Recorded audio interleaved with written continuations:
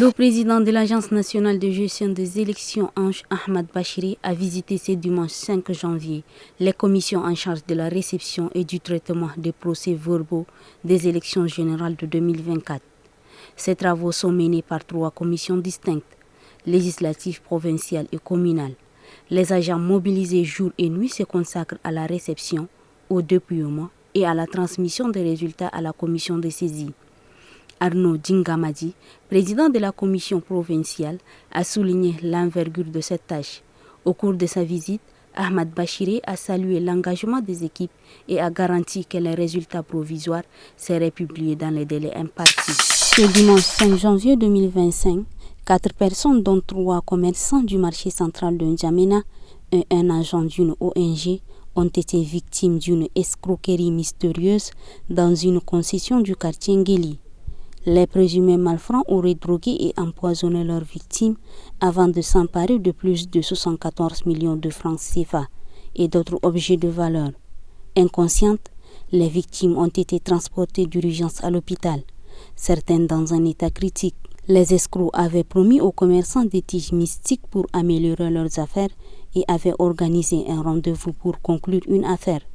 Les forces de sécurité ont ouvert une enquête, interpellant le propriétaire des lieux, tandis que les recherches pour retrouver les auteurs de cet acte criminel se poursuivent. Accompagné du directeur général de la Société nationale d'électricité SNE, le ministre d'eau et de l'énergie, Passalé Kanabé Marcelin, a visité ce samedi 4 décembre le chantier de construction de la centrale thermique de Jarmaï. Conformément aux instructions du président de la République, le ministre a instruit l'entreprise en charge de la construction de tripler le nombre de techniciens pour accélérer les travaux.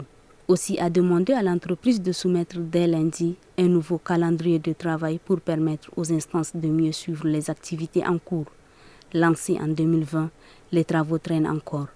Avec les nouvelles mesures, l'entreprise pourra accélérer les travaux et finir dans le plus bref délai. L'orchestre Africa Melody s'apprête à célébrer son 50e en N'Djamena.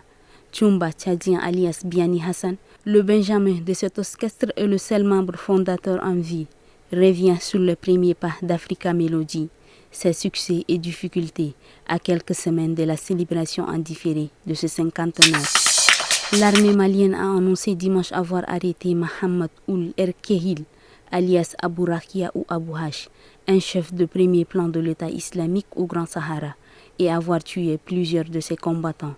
L'opération a été menée vendredi dernier par les unités engagées dans le secteur d'Amashrakat, dans le nord du Mali, a précisé l'armée dans un communiqué. Longtemps recherché, Mohamed Ould Erkehil est connu pour sa responsabilité et sa participation à des atrocités de masse, exactions et abus contre les populations dans le nord du Mali, ainsi que pour ses attaques contre les forces armées maliennes.